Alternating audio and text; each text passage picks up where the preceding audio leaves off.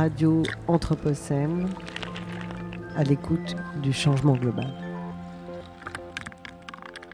J'ai envie aujourd'hui de partager avec vous quelques extraits de l'ouvrage Éco-psychologie, le soin de l'âme et de la terre, qui vient de paraître aux éditions Wild Project dans la collection Le Monde qui vient. Il s'agit d'un ensemble de textes réunis par Theodore Roszak, Mary Gomez et Alan Kanner, qui a été traduit de l'anglais par Morgan Isert et dont la parution originale date de 1995. Ce premier extrait vient de l'introduction rédigée par Theodore Roszak, où Psyché rencontre Gaïa. Éco-psychologie est le nom le plus couramment employé pour désigner cette synthèse émergente de la psychologie qui englobe ici psychothérapie et psychiatrie et de l'écologie. D'autres termes ont été proposés. Mais quel que soit le nom qu'on lui donne, le postulat sous-jacent ne change pas. L'écologie a besoin de la psychologie a besoin de l'écologie. Le cadre de définition de la santé mentale à notre époque est d'ampleur planétaire. Comme toutes les formes de psychologie, l'éco-psychologie se préoccupe des fondements de la nature et du comportement humain.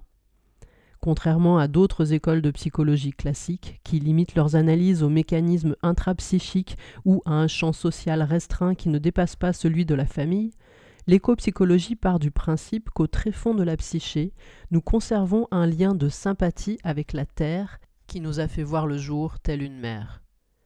Les tenants et tenantes de l'éco-psychologie avancent l'idée qu'il est possible d'interpréter nos transactions avec le milieu, nos bons et mauvais traitements envers la planète, comme autant de projections de nos besoins et désirs inconscients, de la même façon que nous pouvons interpréter nos rêves et fantasmes pour en savoir plus sur nos motivations, nos peurs et nos haines profondes. En réalité, notre empreinte sur l'environnement, qu'elle soit fantasmée ou réelle, permet de révéler notre état d'âme collectif de façon plus parlante que les rêves dont nous ne nous réveillons que pour les chasser aussitôt, les sachant chimériques. Bien plus chargés de conséquences sont les rêves que chaque jour nous emportons avec nous dans le monde en nous évertuant fréquemment à les rendre réels, que ce soit en chair et en os, forgés dans l'acier et le béton, par l'extraction des ressources qui constituent la substance même de la planète. Précisément parce que nous avons acquis la puissance d'exercer notre volonté sur le milieu, la planète est devenue comme cet écran blanc de la psyché sur lequel l'inconscient névrotique projette ses fantasmes. La pollution toxique, l'épuisement des ressources, l'extinction de nos espèces compagnes, tout cela nous parle, si seulement nous voulons bien l'écouter de notre moi profond.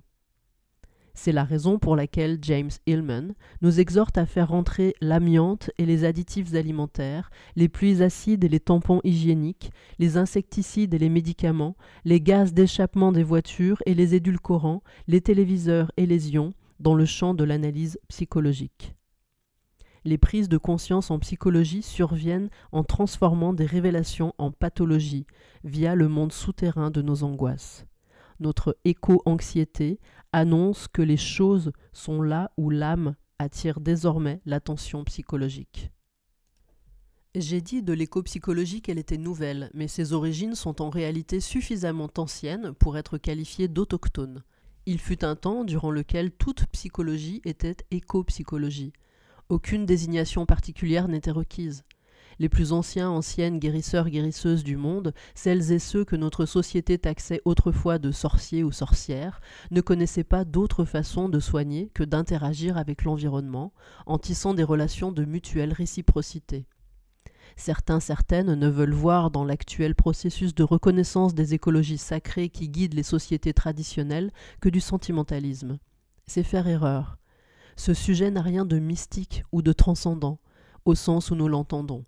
Il s'agit plutôt de bon sens, très terre-à-terre. Les êtres humains doivent vivre d'échanges équilibrés et respectueux avec la faune et la flore, les rivières et les collines, le ciel et le sol dont nous dépendons pour notre subsistance physique et notre enseignement pratique. J'aborde cette question en étant pleinement conscient que certains et certaines enthousiastes du New Age pillent librement et empruntent sans y avoir été invités les vestiges culturels des sociétés traditionnelles et des peuples autochtones, parfois sans aucune étude préalable ni apprentissage respectueux. Dans ce livre, nous avons voulu montrer clairement que les éco-psychologues ont une conscience aiguë de la difficulté qu'il y aura à combler le fossé entre la société dominante et les cultures premières qui survivent, fragiles et souvent en marge, sur la planète. Dans leur généralisation sur ce que santé mentale et folie veulent dire dans le monde moderne, les éco-psychologues ont appris à employer le mot « nous » avec grand discernement. Ils reconnaissent que le « nous » qui dirige le monde industriel est psychiquement étranger au « nous » qui résiste dans les forêts tropicales, les arrière-pays et les réserves. La distance qui les sépare se calcule en années-lumière. L'unité de mesure en est le pouvoir. Richesse, propriété, force brute, médias, contrôle managérial.